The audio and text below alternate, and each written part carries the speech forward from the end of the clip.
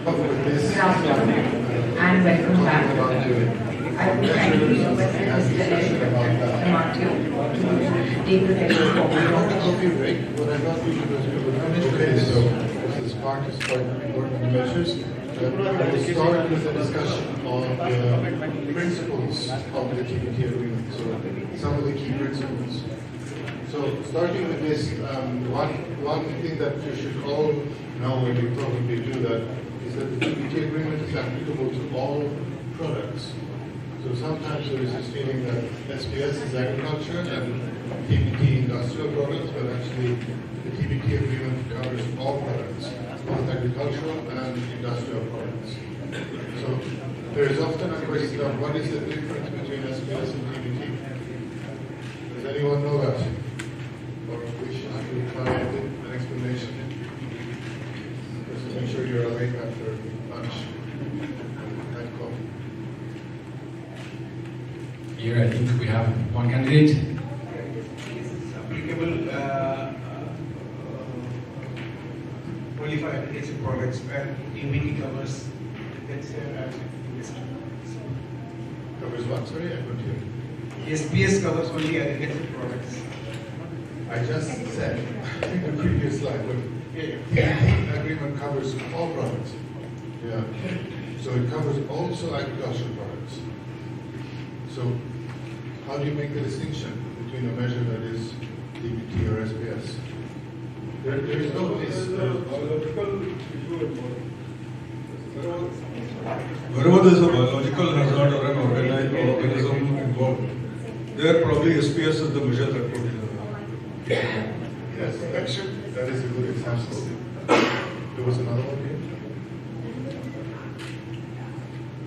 See, broadly, how to differentiate between a TBT measure and SPS measure, the important aspect is objective of the measure. So the objective of a measure will decide whether it is a SPS measure or it is a TBT measure. So if the objective of a measure is to protect the human health, plant health or animal health in your territory, means it will fall in the SPS agreement. Otherwise, it will go in the TBT agreement. And the type of measure will go in the TBT agreement. Yes. So you have part of the answer there. So if you look at this, which is on the screen, that's an adaptation from the text of the SPS agreement. So if the objective, as you were saying, if the objective is to protect human animal life, or human life, animal life, or even a country from certain risks that are set out after the from on the right side, then it's SPS. So it's the objective that defines it. But human health is also relevant to TBT, because if it's about seat belts in cars, that's safety, that's health, that's about TBT. So, but how about someone here was from the medical devices, medical industry, medicines? Is it covered by TBT or SPS? TBT. Why would it be TBT? I'm not saying it's wrong, but you could use the microphone. I think you have microphones on your tables too.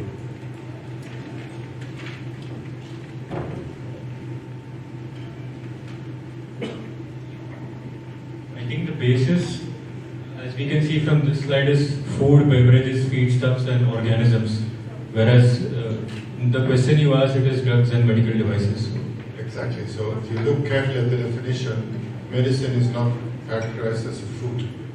So it falls outside. If this is the SPS, anything that fits this is SPS, anything else is TBT. So how about tobacco? Measures relating to tobacco.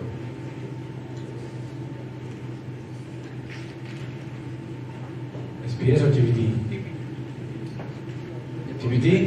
You have your microphone on then. If you have a comment, please. I have a question basically. If we want to define the scope of SPS and TBT, so what can be excluded from SPS as a whole broadly? Because now when you're asking tobacco, medical, like how to differentiate? That is a basic question I want to understand. You must be a lawyer, huh? I mean, These are really important legal questions. Why? Because of one provision in the TBT agreement, which is Article 1.5. That provision clearly states that the TBT agreement does not apply to SPS measures. So that basically means that when you're confronted with a situation in which you have a measure and you don't know where it actually fits, you need to start where Erik was at the moment, which was this question of whether the measure can be considered an SPS measure as stated in Annex A of the SPS agreement. And the risks are the objectives are very clear, and the risks are very clear as well, and it's just those. Yeah, this is always so confusing. I think even after 25 years, countries and developing, but there's always a gray area, and it's never clear. It's a TBT and SPS. I wish they had done this simpler. They should have had one agreement on non-tariff measures. But no, they made TBT and SPS to complicate matters for us. So you have these two distinct agreements, and the only way to know whether the measure is different is to look at this definition, which is in Annex A of the SPS agreement. So I asked about medicines. How about, did I ask about tobacco? Yes. Did we get an answer? Not yet. So we'll go back to this, is tobacco, some measure that says, that's about the labeling of tobacco packages, which is dangerous to health. Is that TBT or SPS? I hear both SPS and TBT.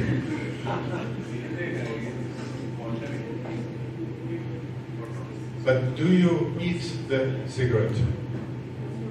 No, it's not a food. So because it's not a food, it becomes, by exclusion, TBT. And therefore, all the discussions on labeling of tobacco has fallen under the TBT committee. There has been a dispute on tobacco which fell under the TBT agreement. Okay.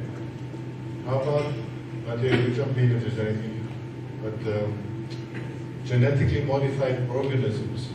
I am going to implement a measure that says, for example, like I heard, we were in Peru, for example, considering a regulation that says, if you're going to market agricultural products on my market, so if I'm going to import and market agricultural products that have been modified genetically, you have to label it as may contain genetically modified organisms. Is that TBT or SPS? Who thinks SPS? Could you explain why, please? Probably because when you talk about pest resistance, so we isolate the gene from the modified organism and introduce it to the plant. So ultimately, the edible part of the plant is being consumed by us. And so then the next step is what? You're concerned about health or something else? What's the legitimate objective? The legitimate objective is SPS is important because what if the genetically modified strain reverts to the wild type, or some other mutations happen and that can cause a havoc to health.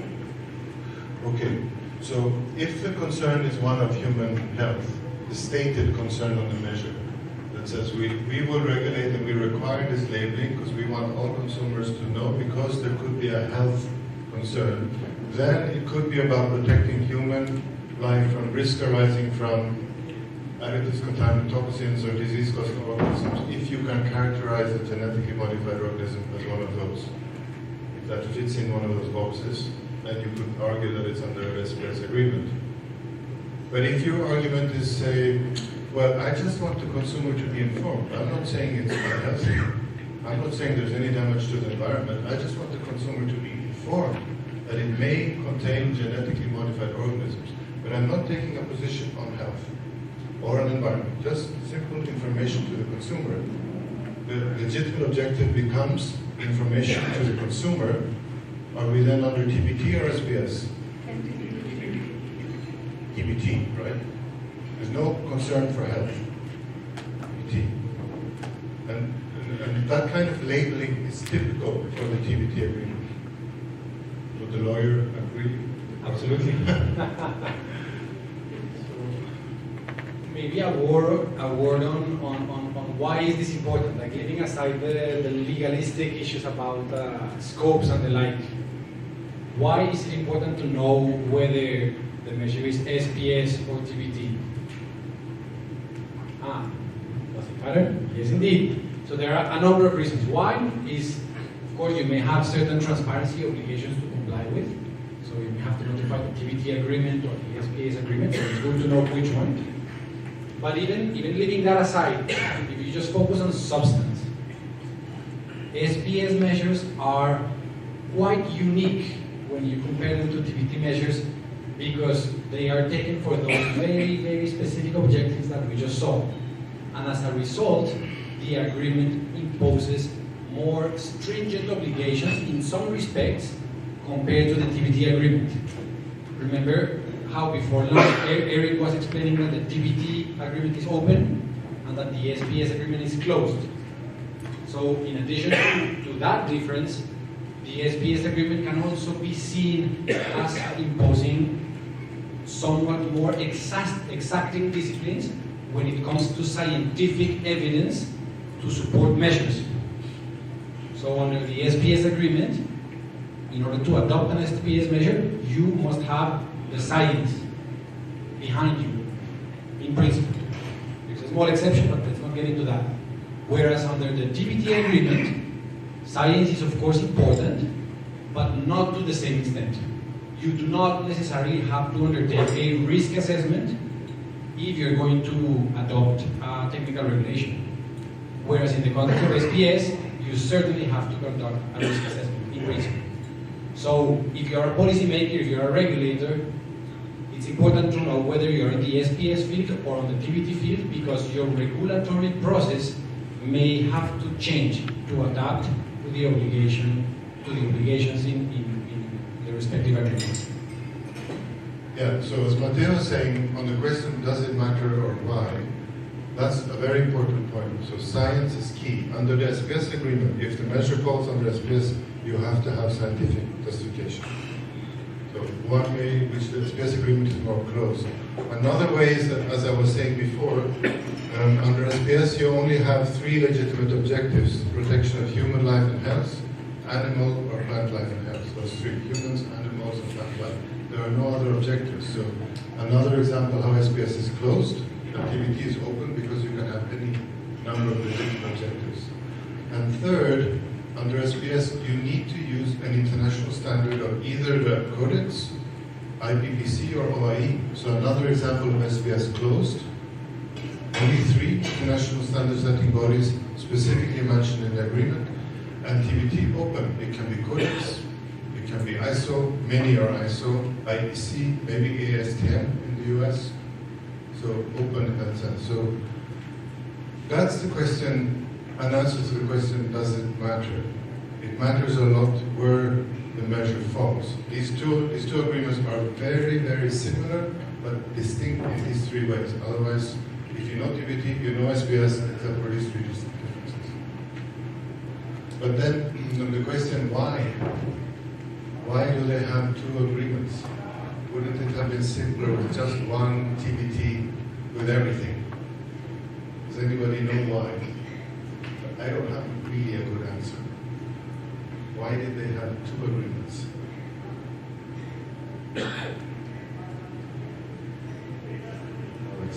I'm being unkind because no one can really know this, but if you look back, there's a little bit of historical background because before 1995 you did have a standards code. It was called the standards code. It was a plurilateral TBT agreement.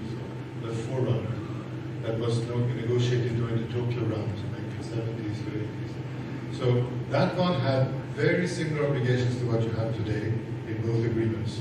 But then in 95, with the whole negotiation of the Uruguay round, and in particular the negotiation of the agreement on agriculture, there was a concern that if you reduce countries' ability to support their agricultural subsidies, whether it's green box, or direct support, export subsidization, domestic support, reduced tariffs, members would find other ways ways of protecting their agricultural sectors. For instance, by saying, okay, tariffs are down, we're not supporting anymore subsidies, but your meat is not allowed in the country because of so-and-so disease. How do you address that? So there was a feeling you needed special rules for these types of non-tariff barriers, and to be able to say they have to be based on science. So that was the root of the SPS agreement. They modeled it on TBT, and then they made a particular specific agreement for those types of measures, which became the modern SPS agreement. And then they upgraded TBT and made it similar. So under TBT, what you have is also they moved it from plurilateral and made it multilateral. So suddenly you had in 1995 two multilateral agreements which were quite new, but modeled on that old standards code. That's the distinction TBT and SPS. So the rules became stricter for agricultural products where the claim was made that you're protecting human health or animal plant life or health. Those rules are stricter. But you needed to leave a door open for other objectives. For instance, many countries will not allow imports of agricultural products, for instance, of pork origin or alcohol origin because of religious belief. And that's not a legitimate objective under SPS, but under TBT it is. It's a legitimate objective. You don't have to base it on science, but under SPS, under TBT, you could have a legitimate objective. So you have to have that distinction.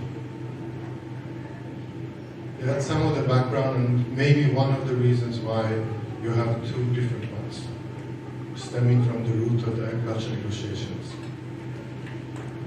Okay. How about the trade facilitation agreement? How does this relate to TBT and SPS? This caused a lot of confusion in the beginning. I would put it in, if you look at the trade facilitation agreement, the rights and obligations that exist in the trade facilitation agreement, they add to the rights you have in TBT and SPS, but they cannot detract from the rights you already have there. So there's a particular article in that TPA that says you cannot. Somebody has a microphone. Somebody's listening in from afar, checking. So, okay, so the main point of what we're not going to go into trade facilitation, but trade facilitation is slightly different. It doesn't go into requirements of the measures itself. This is more about the red tape, the time it takes to get procedures through borders, the single window, etc. But so it adds a layer of rights and obligations, but it cannot detract from what is already there. Okay, so this was a little bit in general what we're trying to say, this balance we spoke to before, about the TBT agreement being essentially the measures that you have there are about avoiding unnecessary obstacles to trade, but allowing countries to pursue their legitimate regulatory objectives. And you need to do that based on international standards. So that was to close on the topic of measures. I'm wondering, do you have any remaining questions before we start looking a little bit more at the principles? Could I ask at the back to put on the principles presentation, number 2? Any questions? Yes, yeah, please. So this is for you, Mateo. I have a small query here. You said that no risk assessment is needed for TBT. So it's like absolute no requirement, or it depends on the circumstances or where it is being applied? Thank you for that question, and maybe it allows me to clarify that point, which is a central one. When you compare the SPS and the TBT agreements, under the SPS, particularly the obligation under Article 2.2 and Article 5, you have the formal obligation of conducting a risk assessment in order to enact an SPS measure. So it's there in the agreement, clearly stated.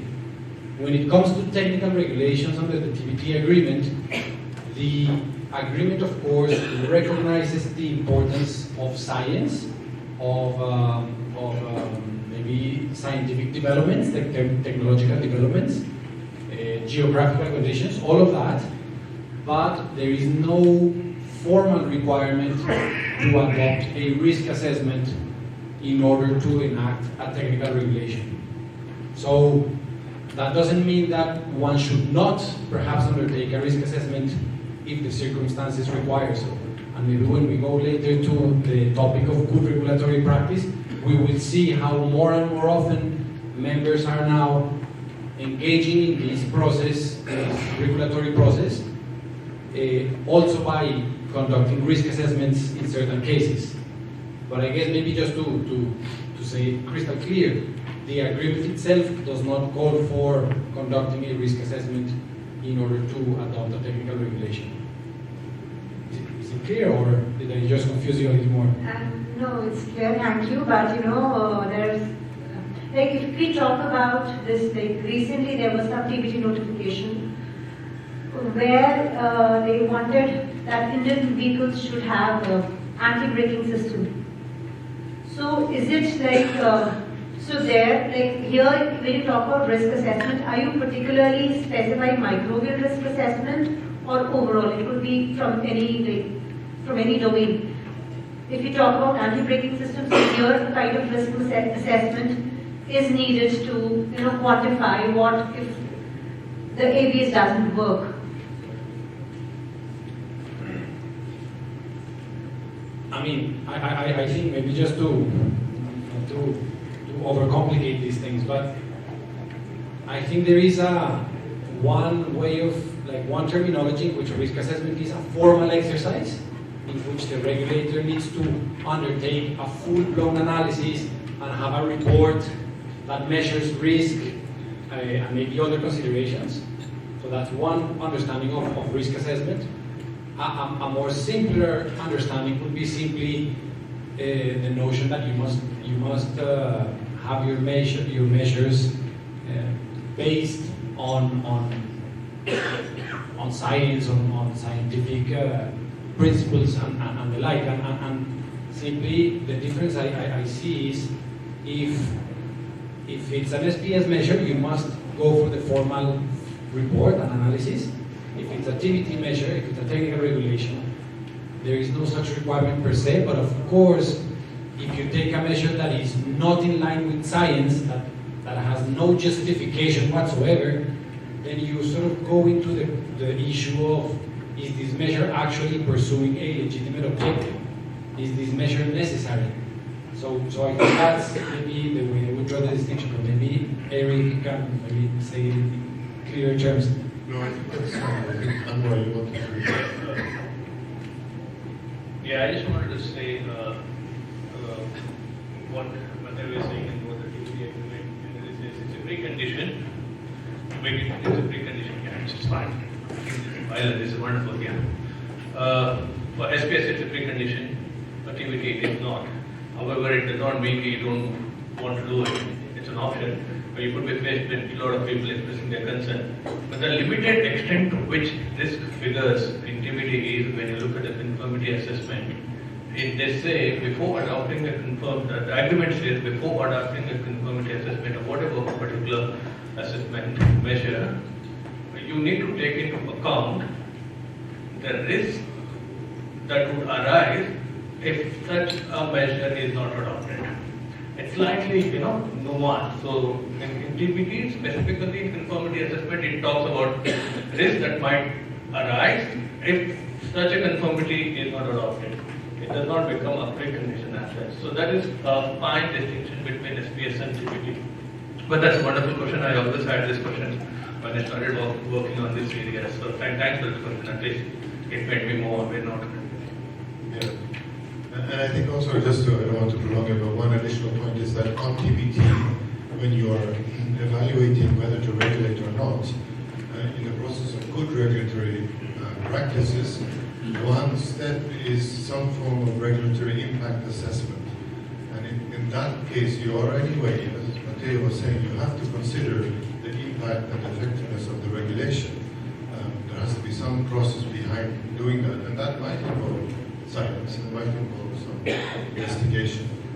So, as Anwar said, under SPS, science is a sine qua non, you have to have it as a basis. Under TBT, you don't have to, but in many cases you will have a scientific basis.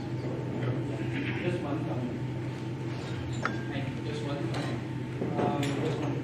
closer here to Not working? Yeah, now it's working. Thank you. Just wanted to understand one thing. You just mentioned that under SPS there is a formal requirement of risk assessment at 2.2 and 5.1, whereas in TBT it's not, which is correct for TBT. But what I understand about SPS is that even at SPS, 2.2 obligation is slightly independent of 5.1. I can still, try to go and, prove the consistency of my measure under 2.2 without going into 5.1. But from that perspective, I need not go for it to the commitment of 5.1, and therefore it will not be mandatory. I think that this is a great nuance point, and thank you for bringing that to the discussion. When I went into it, I said that there was one exception, and I think that's exactly it. Of course, the SPS agreement, once again, remember about our morning discussion about the regulatory space that these agreements give to members. So, as our colleague just mentioned, there is this sort of so-called exception whereby members are also allowed to adopt SPS measures in situations of scientific uncertainty. But even in those circumstances, the agreement imposes certain disciplines so that it's not an unfettered discretion to adopt any SPS measures in cases of uncertainty. Thank you for bringing that to the fore. yes, sir. Sir, could you please once again touch upon the relationship between trade facilitation agreements related to SPS and TPT? I could not get that part. Okay, I simply wanted to say that the scope of coverage, since we're talking about non-tariff measures, SPS and TBT and trade facilitation are relevant. And we have divided up SPS and TBT, so there's often the question, what about trade facilitation? But trade facilitation for me is above in terms of that it complements the TBT and SPS agreements. And it goes further in issues that are relevant to red tape and bureaucracy, the lines at the border, the documentation requirements, having a single window to process incoming requests, etc. So it adds to, in terms there's more detail there than you will find in TBT and SPS. Okay. Can I ask one question? Sure. Can we say after these many discussions between SPS and TBT, TBT is more policy related and SPS is more towards science and risk based? Like when you are talking about TBT, then you are talking about regulatory impact assessments. Yeah. Maybe it is more towards the policy research. But a thin line demarcation between TBT and SPS, then SPS is more about science, evidence-based and risk-based. I mean, I think you're raising a really good point, and I'm going to try to give an answer. When thinking about the two agreements and how do they interact and where are the boundaries, I would always try to think about Erik's slide with the definition of SPS measures, which is Annex A of the SPS agreement. So always there is that notion of risk and scientific evidence, etc. But always in the context of those policy objectives, human, animal, and plant life or health, and those particular risks that are mentioned in Annex A. Thank you. Yeah. You're making us work here. It's slowly stripping down, but we won't go further than this. So, but on policy, I think that policy, you have also, if you would tell SPS delegates that they're not doing policy, I don't think they would be happy, because agricultural trade policy is very much about food safety, animal, plant life, and health. I just think that in terms of policy is narrower on the SPS side, but broader on TBT. But they're equal in terms of the level of importance for policy. Somebody once told me, and maybe it was you who said it for the first time, but if you want to think of distinction TBT and SPS, if you are going to die tomorrow, it's SPS, a toxin, something like this. If you die in 10 years, it's TBT. So it's a nutritional information, climate change type issues. So SPS is really food safety, a toxin, a problem you may have of concern with the food you're eating. But I did put it before, but nutritional content, that's TBT. It's not about a toxin.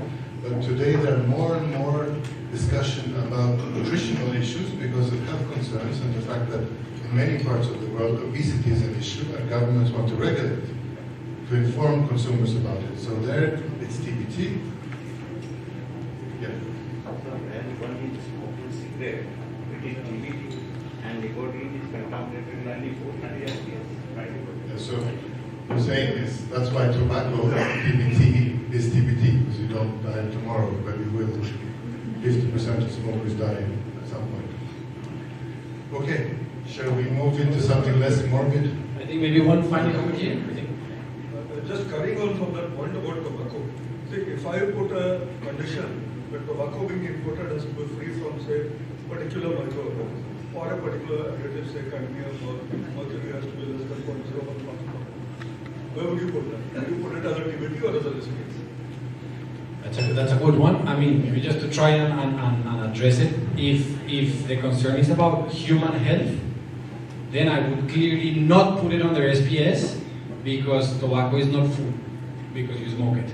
So in Annex A, when it comes to the risks to human health, it is in terms of food.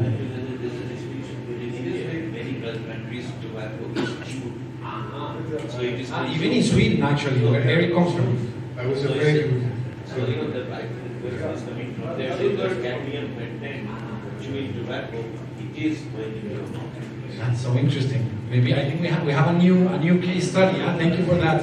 In India, tobacco is used also, and maybe in some other countries also. Then how would you face it? Erik, since you're Swedish, and I think you also do that there, please explain. I think it's like a classical example of a gray area. I can't give you a good example because it's chewed tobacco, you classify it as a food. I don't know, you probably have to look it up in some HS table. If I were to notify this, not knowing, I would notify both TBT and SPS agreements. But it's just an example of the fact that this is not always a clear line. Also with respect to allergens in food. Is this TBT or SPS? Peanuts. And the fact that you will label something as containing peanuts. So that's food, but it's only a toxin for those who are allergic, but not for others. So how do you classify just information to the consumer, or is it actually really a health concern because you might die tomorrow? Again, one could see it both ways, but I don't think one should make too much of this distinction. It's anyway artificial, it's in two separate agreements, and lawyers, they like it, sorry Mateo, but because you come into what is both. But I think it's just worth keeping in mind, if it's about food, if it's about animal life, plant life and health, you're likely to be on the SPS side. All other issues are TBT. The requirements are very similar. Notification, all that is exactly the same. Use of international standards, except that SPS is a little bit stricter and a little bit more closed. That's the only thing I think that's important to think of. And if there's a hesitation about coverage, notify them of both agreements. Okay? Shall we move on to principles? So we have 5 principles, but there are others. So one could look at more things, but I think there are 5, not all of them are really principles, but 5 areas that we will look at. So one we have spoke about, and that is legitimate objective. We can be quite quick on this. So what was the most important word here that somebody brought up this morning in terms of the list of legitimate objectives under Article 2.2? We heard it over here.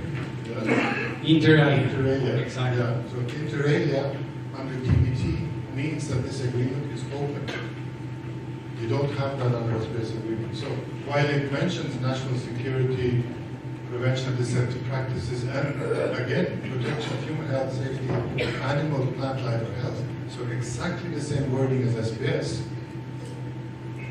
It is open to the other areas as well. For instance, very often members notify the WTO labeling measures that are adopted for the purpose of providing consumer information. Pure and simple. not mentioned in Article 2.2, but would it be possible to say it's not a legitimate objective? Probably not, right? So probably there are a few other examples, you know, if you are protecting the environment. Well, I mean, I think it's there, but if you're doing it through carbon footprint labeling, is it covered? Most likely yes. There are probably a few other examples. And also that, isn't it so that in a way TBT is unique because it has this recognition of the right to protect the environment. And if you looked at the GATT, there was nothing like that.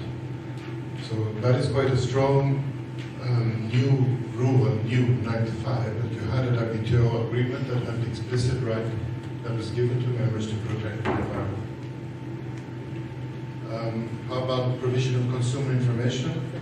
Yes, that's a good example. Food safety? No, that's SBS, right? We have looked at that. Country of origin labeling? That's a typical TBT measure. It comes very often. But can you do just anything? Yeah, testing methods, in a way, that's not an objective in and of itself of a regulation. The regulation's objective will always be about protecting human health or environment, and then the testing will make sure you have achieved that. But in and of itself, it's not an objective. So the question with anything is that I don't think inter alia means you can do just anything.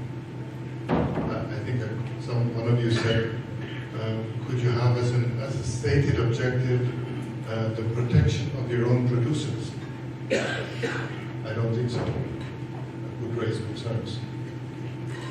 Japan at some point had a regulation which was about the size of apples, and that unless they were over a certain size, you could not call them apples to be imported into the Japanese market. I remember this from quite a long time ago. I don't think it exists anymore. But then there was a question, what's the legitimate objective? It's not about safety. It's the size of the apple. And is that really a legitimate objective, or can you let the consumers decide what size of apple they want to eat themselves? You really need to regulate that. So I don't think that would fly. It's an example of something that would not work. Okay. So we move on. These are the, unless Mateo will jump in. So these are the typical, the most common legitimate objectives that have come up in the TBT committee. Most of them are about protection of human health and safety. It can also be about the prevention of deceptive practices and protection of the environment. So those are the main objectives of measures that are notified to the TBT committee. So in general, for TBT, we talk about food quality, information, labeling, nutrition, while for SPS, it's food safety, like pesticide residues, additives, contaminants. So this, we all have advantages and disadvantages, and a regulation that is put in force, and at least... Sorry? So that's a good point. Sorry, I forgot. You asked what is the premise before.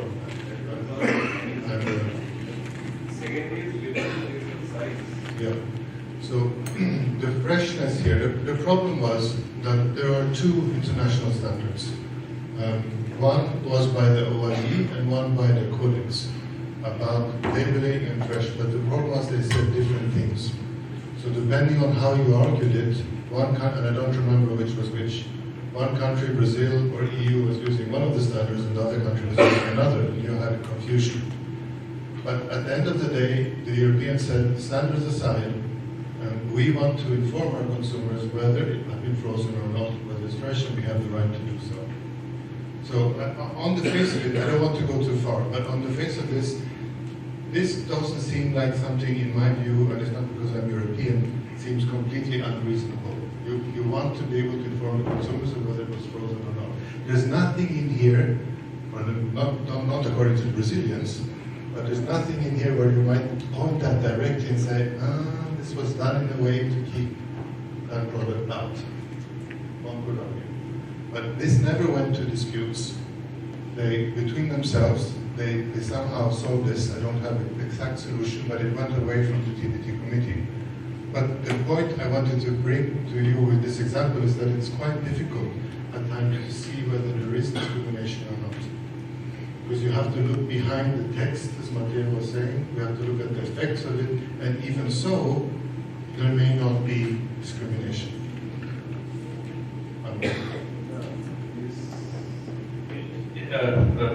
Just to add a small flavor to this, the contentious part here is how do you define fresh? So it would have been discriminatory if, let's say, they said, if it is frozen only last 4 days, it can be treated as fresh. And if it is frozen, let's say, last 1 month or so, anything beyond 4 is not fresh. So in such situations, logistically transporting it from a further distance would have taken more time. So then that would have been discriminatory. So I think the larger issue is how do you determine what the standards are there for what you call as fresh. Yeah, and that comes to the issue of the importance of international standards and science in this area as a kind of a neutral benchmark. Without that, it becomes quite difficult to make a decision on this. But just to give you one from the it's not SPS, but another example. So rather than water, imagine here you have a situation where in country A, say that is the UK, and don't think of Brexit or anything now, or the EU. From country B, you have exports of, let's say there is beef or live cattle coming from B to country A, and country B has been defined as being completely free of a disease, free of foot-and-mouth disease. But country C has a problem. They have foot-and-mouth disease, therefore country A does not allow in cattle from country C. Is there discrimination? Yes. But the first question is there discrimination? Yes. You are treating country B and C differently, by definition. You have discrimination. But is it unjustifiable discrimination? Unlikely, because the risks are different. If your country A is free of foot-and-mouth disease, you are not going to let imports in from country C because of the risks. So it can be so that the same measure will affect countries differently because the risks are different. And therefore there is discrimination, but it's justifiable discrimination. So what's the violation of the national treatment? Let me get to that one.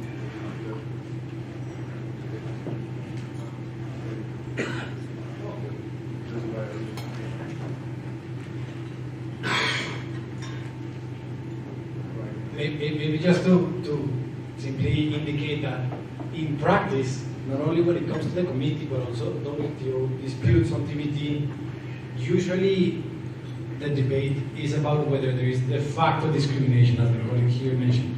The regulations normally are very neutral when it comes to national origin. But when you look at the facts on the ground, are we having a discriminatory situation? So, for instance, a few years ago there was this case brought against the United States by Indonesia with respect to tobacco products, in particular flavored tobacco products. So Indonesia is a very big exporter of Kretek cigarettes, which have this very unique aroma of clove, and they're one of their main markets is the United States, or was the United States. And the United States adopted a technical regulation in order to protect human health by aiming to reduce the abilities of tobacco products to youth. Because youth in the United States, got started in the habit through mostly flavored cigarettes. So the United States came out with this measure saying, as of X date, no tobacco products can contain any characterizing flavor, that was the terminology used, including clove, strawberry, vanilla, etc., etc., etc., except for menthol. In other words, the US measure prohibited all characterizing flavors in tobacco products except for menthol. And it happened to be that a large majority of menthol cigarettes sold in the United States were of domestic production. So Indonesia, of course, brought a case to a WTO panel and even to the WTO appellate body, and they were complaining because they were saying, look at the facts on the ground, look at the production of menthol cigarettes, which is exempted from the measure, and look at our exports, credits, to the United States. They are being treated completely differently, even though both of them are cigarettes with a characterizing flavor. So here, after examining all those facts on the ground, the panel and the appellate body concluded that indeed there was no clear justification that could really explain the rationale for excluding menthol products from the scope of the measure and including all the other characterizing flavors, given that the objective of the measure was reducing the appeal of cigarettes and tobacco products to youth by banning characterizing flavors. So this is one example among many others that show how, in practice, these days, it's really all about what happens on the ground and the facts. And that's why, for purposes of discussions in the TBT committee, but also for disputes, it is very important, if you have a concern, to actually understand very clearly what are the facts on the ground for your exporters, for exporters in third countries, for producers in the country adopting the regulation, because that could really help you buttress your argumentation. I think we have maybe a comment here. So on the previous slide, the foot and mouth disease thing, what if that country is systematically underreporting that sort of data, right? We went through COVID, so there was a lot of questioning COVID data, right? If it can have an economic impact and countries is underreporting foot and mouth disease there, what sort of a scenario builds there? Can country A still say that no, we feel there is enough foot and mouth disease for us to ban beef or fresh cattle exports coming from country C, or will they follow country C's data, or is it referred to a neutral body that certifies that data there? So that's a hypothetical, it's a difficult question, but I mean, if country A is concerned about the potential risk, they will always be justified in saying, I'm not convinced by your data or by the reality, therefore I will not allow products in. That's their right to do so. No one can force them to open the border. If country then C challenges that, is able to show based on data, based on international standards, accredited lab results or whatever, that actually they can prove that they don't have foot-and-mouth disease, then the burden will shift back to some extent at least to aid to justify the ban. But then you get into the details of how you look at this, but the principle remains the same. So we can look at that Sorry? TBT and SPS, there are type of trade barriers. Sorry, TBT and SPS, you can use them as a trade barriers if you want to counter TFA. Yeah, but I hope after these 3 days India won't say, Mateo and Erik said we can use TBT as trade barriers, because then we're in trouble. But I guess what we're trying to say is that you have the right, always, this was point one, okay? That's why we put it as number one. You always have the right to protect health, environment, etc. But you can't abuse it. You will be challenged if you abuse it. And the example of this one, although the Americans would not like me saying it, is the question of perhaps abusing it. Because if if you wanted to really protect the young people from smoking, then you would have banned menthol as well, because most young people in the US start smoking with menthol. There was another finding that the case had, not all other flavors.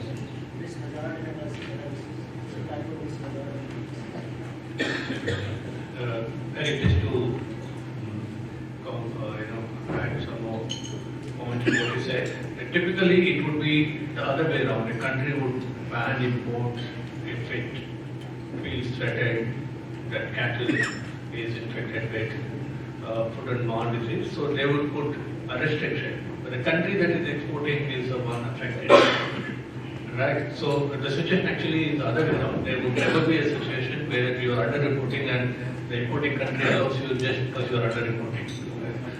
In reality, what happens is that imports are restricted, the onus, the burden is on the country which is raising the HTC to prove that they have the measures in place and that their region is not infected with FOB.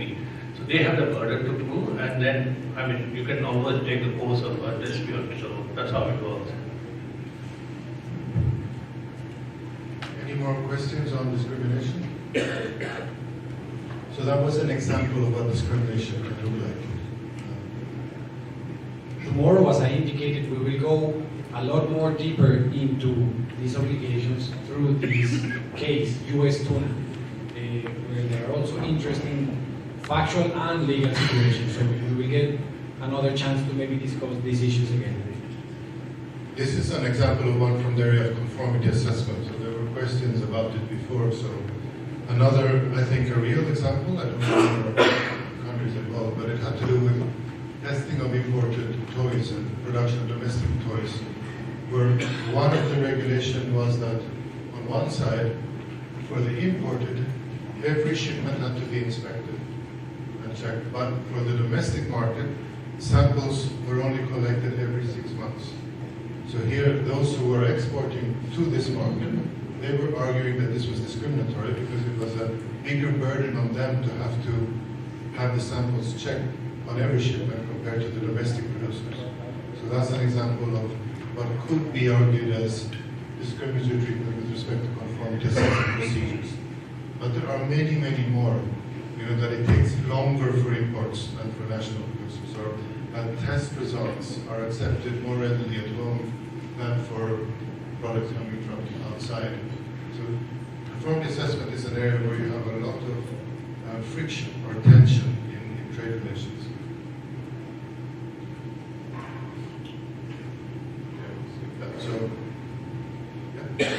Okay, so let's turn to the third principle.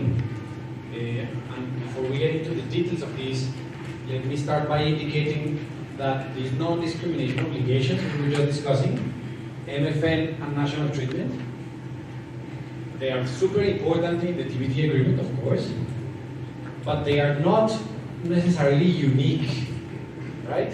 As we all know, that we have the GATT, which is this more general agreement, and under the GATT, which of course covers regulations, you also have an obligation not to discriminate among your trading partners, MFN, and you also have an obligation not to discriminate between imported products and domestic production, national treatment.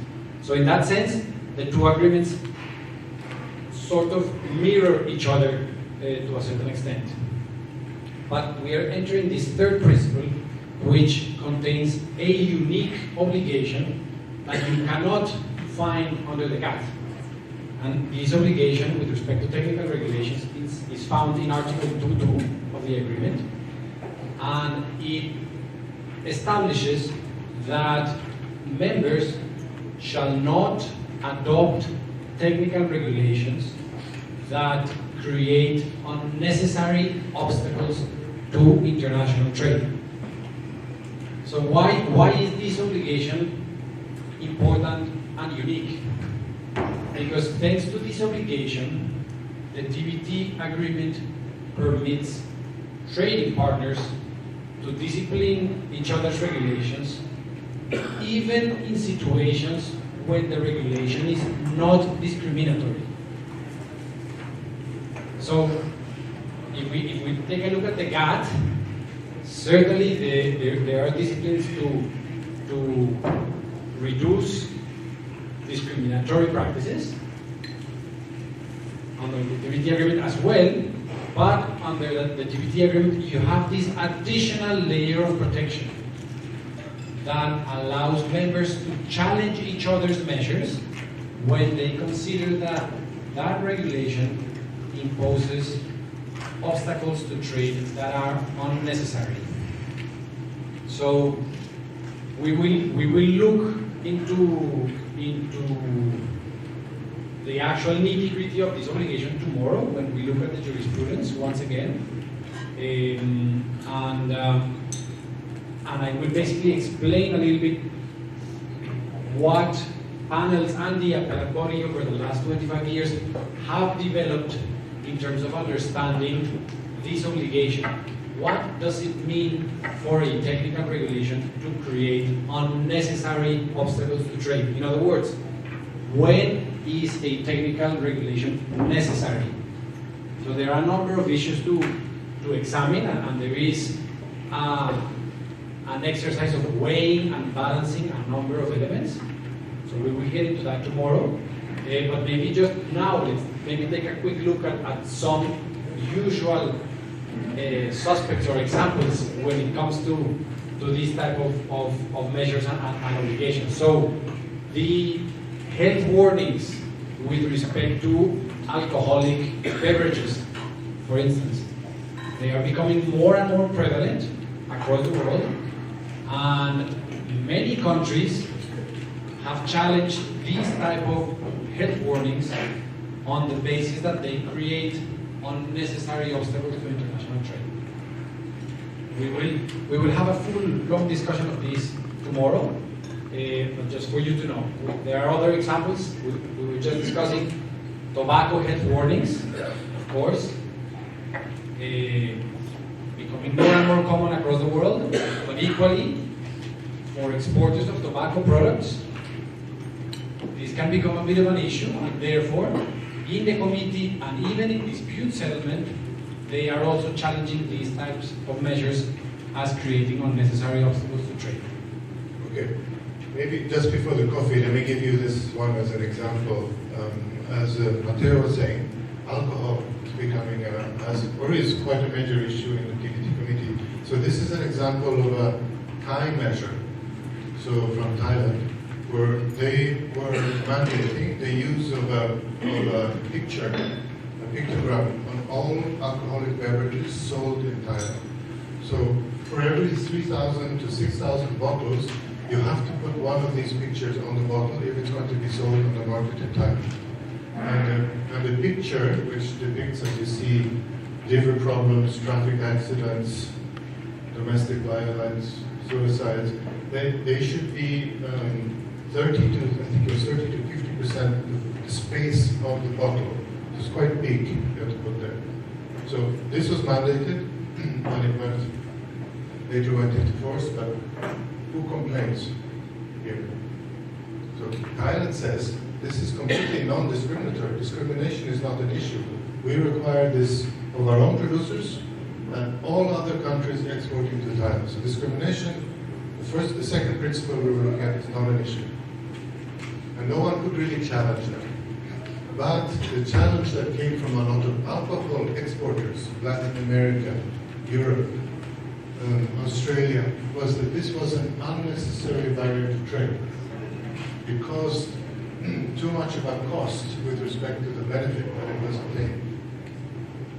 So how do you judge in a situation like this who is right and who is wrong? What do you think? Is Thailand in the right? Or we had a French saying in the committee that one glass of wine a day is good. How can you put one of those pictures on the wine bottles? There's even the IP angle here, the branding issue.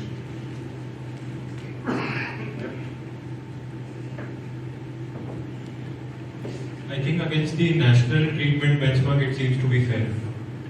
Yes, with respect to the discrimination, we're all agreed. But here we're in the most difficult part of TBT, which is is this a violation of Article 2.2 in meaning that you are creating an unnecessarily trade restrictive measure to achieve that legitimate objective protection that we have? Has this gone too far?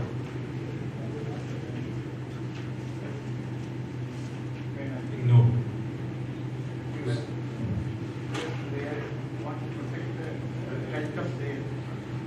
They want to protect the health of their citizens. So in that, and they are also treating equally the domestic and imported products. So as far as government is concerned, to import to their country, it may be kind. So one voice to say, no, this is not unnecessarily trade restrictive. Here, you have Maybe just to develop that a little further. So what the colleague mentioned here, and we will see this tomorrow in more detail, is look at the protection here. Look at the objective we are protecting. This is about human health. It is very, very important.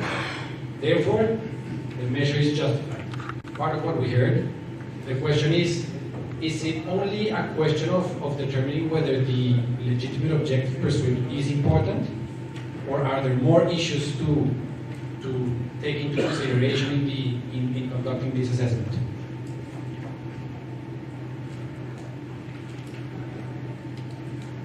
Okay, we're not necessarily going to give you answers because Mateo will go into more detail, but we're trying to raise the issue so you understand why this is complex and how the arguments, because I listened to the Thai, when I finished listening to them I thought, oh, they're completely right. And then I listened to the other side, and they say, no, but this goes far beyond what governments should do. People, consumers themselves should decide. That you're being too paternalistic or too much intervention, and then you think, oh, they might be right. And so it becomes, this is a very tricky thing because it's entirely subjective. The cultural issues come into play. The Thais made very clear that in much of Thailand there is a problem, or there used to be a problem with literacy, and therefore a picture says more than 1,000 words, and they wanted pictures on the bottles, not small warning texts. And they had data to show that this could, to some extent, achieve, at least to some extent, the objective of protecting human health. How can you say it's unnecessary?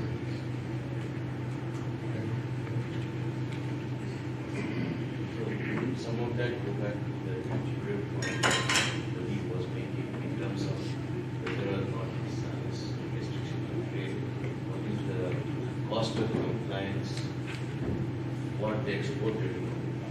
Yeah, it's a recipe line that is simply create the few labels and snap them on the bottles. I think on that assessment and the economic analysis of that compliance. Absolutely. Pritam mentioned a number of aspects that perhaps are relevant in this assessment. And indeed, that's the solution that adjudicators at the WTO have developed over years of jurisprudence to turn what could be, in a very rudimentary way, a subjective discussion, as Erik was just mentioning, into something that is more of a robust objective analysis.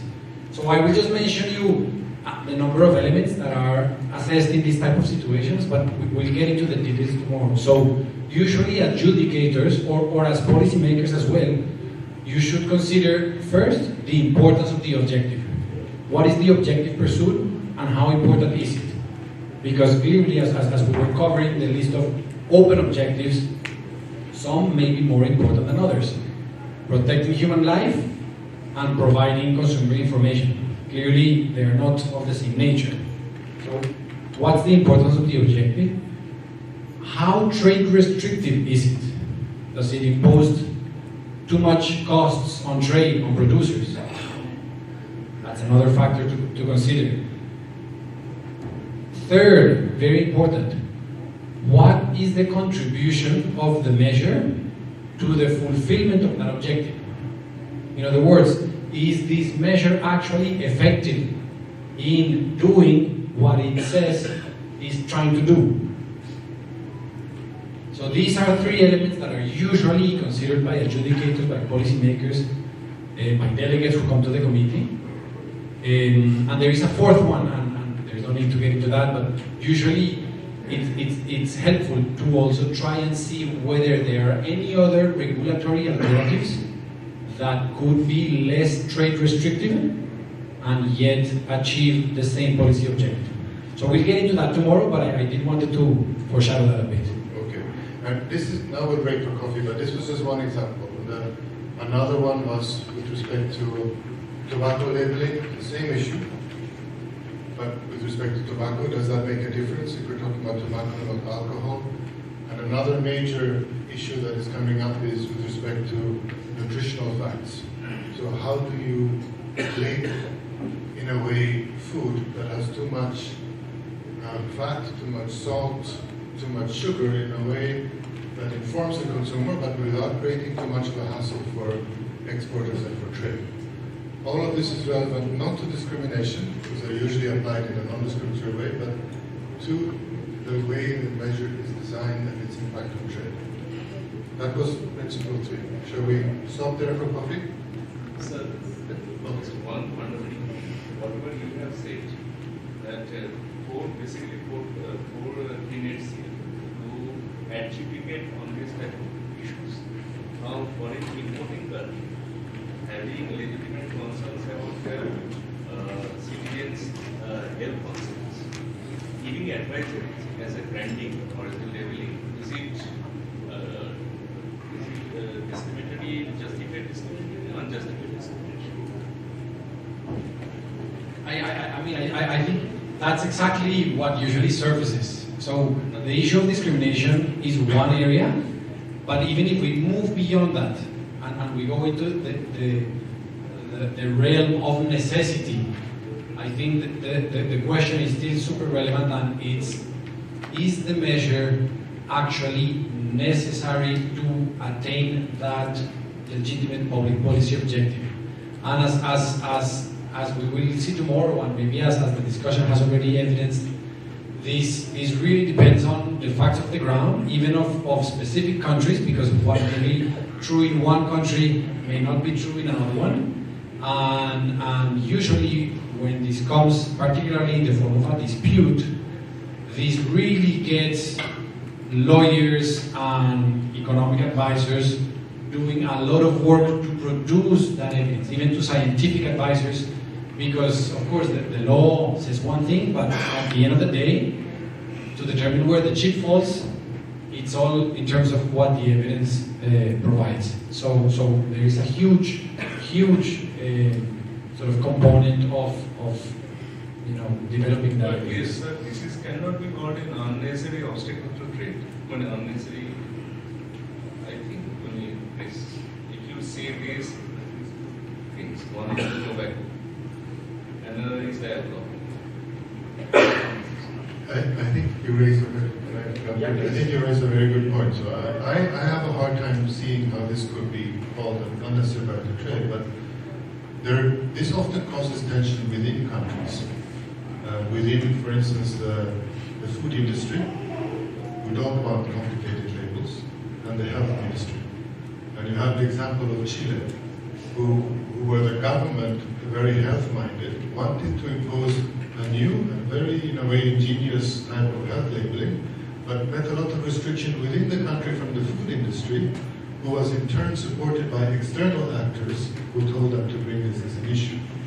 So there is a balance here in terms of the industry who will want to promote the most trade facilitated type labeling, or perhaps no labeling at all, because you're anyway putting a warning sign in terms of what you're trying to sell. And the health ministry, sometimes it's a battle between the two. But from my point of view, it's always going to be difficult for the WTO, I think, and I'm going a bit far, to strike down a measure like this as being unnecessarily trade restrictive. And so far, there has not been any ruling, unless I'm wrong, where a member has been found in violation of Article 2 or something like this. Right? Yes, that's correct. Okay. Do you want to? We would like to thank both our speakers for the session. I will kindly request everyone to reassemble by 3:30 for the next session by Mr. Ashish Chandra.